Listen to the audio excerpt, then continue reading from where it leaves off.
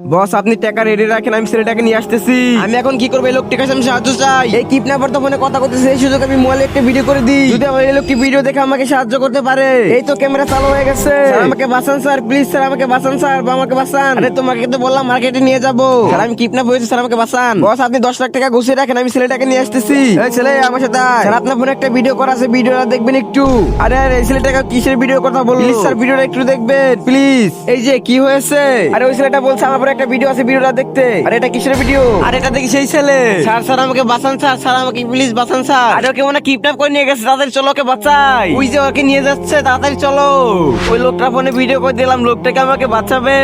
তারাও বন্ধুরা তোমরা যদি আল্লাহকে ভালোবাসো ভিডিওটিকে লাইক দিয়ে চ্যানেলটাকে সাবস্ক্রাইব করে দিও। আর যারা লাইক সাবস্ক্রাইব করবে না আমি বুঝে নিবো তারা আল্লাহকে ভালোই বাসে না। আর কমেন্ট আই লাভ ইউ আল্লাহ লিখে যেও। এই তো সেই লোক ওকে নিয়ে যাচ্ছে। বস আমরা এসে গেছি। আগে পুলিশকে একটা ফোন দিয়ে নি। এই কিডন্যাপার এই দেখ পুলিশকে ফোন দিয়েছি, তোকে এবার ধরিয়ে দিব। ওরে বাবা আমি এখান থেকে পালিয়ে যাই।